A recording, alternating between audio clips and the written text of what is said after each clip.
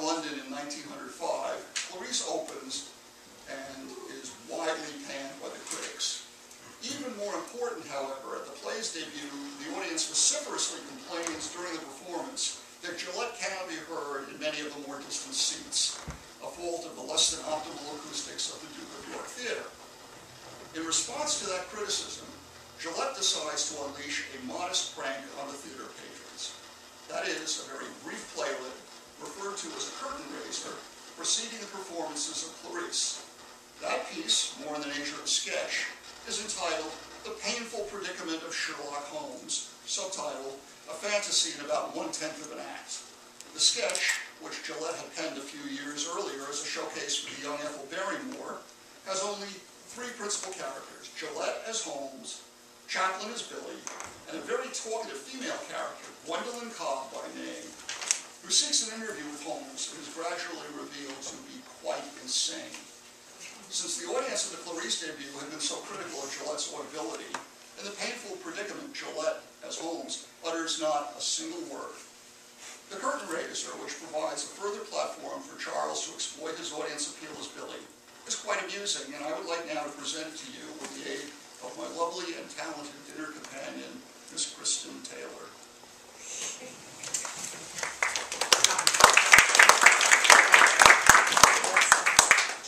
Loud enough room that we won't need amplification, as long as it's not needed for any sort of recording. So this is The Painful Predicament of Sherlock Holmes, a fantasy in about 1/10 of an act. So, we start with a dark curtain. Sherlock Holmes is discovered seated before the fire, smoking. There's a table with various things on it, an arm, chair right of it, and a high upholstered stool is at its left, firelight from the fire and moonlight from the window. There are strange lights from the door when it opens. After the curtain is up and the firelight's on, there's a pause. Sudden loud ringing at the front doorbell outside in the distance, continuing impatiently. After a time for opening of the door and loud talking protestations heard, Gwendolyn pouring forth a steady stream in a high key, insisting she must see Mr. Holmes, that it is very important, a matter of life and death, etc. Billy's trying to tell her she can't come up and shouting louder and louder in his effort to make her hear. This continues a moment and then suddenly grows louder as the two come running up the stairs and approach the door, Billy leading in the voice after him. Enter Billy, very excited. He pulls the door shut after him and holds it while he turns to speak to Holmes. I'll do this part of the show. I beg your pardon, sir. The door is pulled from outside, and Billy turns to hold it, turns again quickly to Holmes. You're home, sir. Same business. I beg your pardon, sir. If you please, sir, it's a young lady who just came in, and she says she must see you. She's here now, sir. I'm trying to pull the door open, but I don't like her eyes, sir. I don't like it at all. Holmes rises, turns up the lamp, lights on. Her eye's certainly bad, sir, and she doesn't seem able to leave off talking long enough for me to tell her as how she can't see us.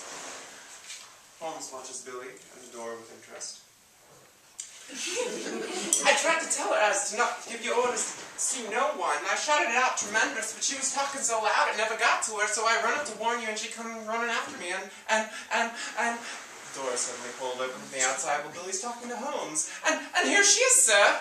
Enter Gwendolyn Cobb, with unrestricted enthusiasm. Gwendolyn. Oh, there you are. This is Mr. Holmes, I know. Oh, I've heard so much about you. You really can't imagine. And I've simply longed to see you myself and see you. Oh, do shake hands with me. Isn't it wonderful to realize I'm shaking hands with Sherlock Holmes? It's simply ripping.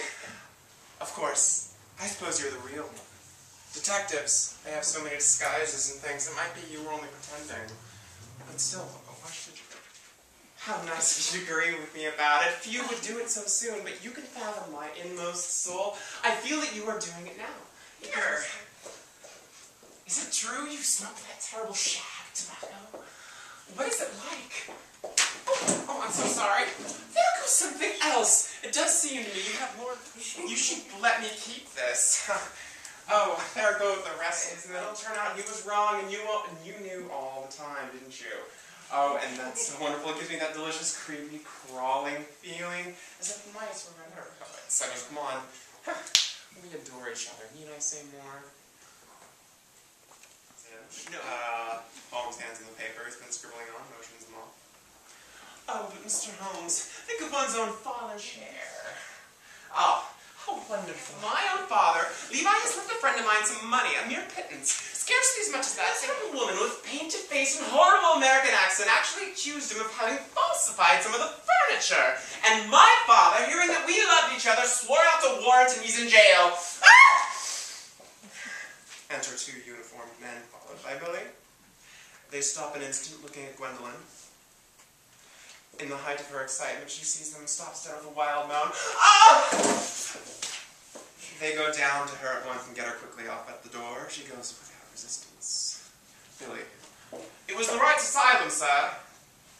Holmes rises, takes an injection of cocaine, lights a pipe with candle, which he then blows out. Lights off, takes up a red lighted fire, etc.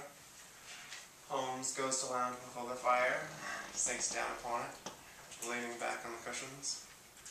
Lights gradually off, stop music, curtain.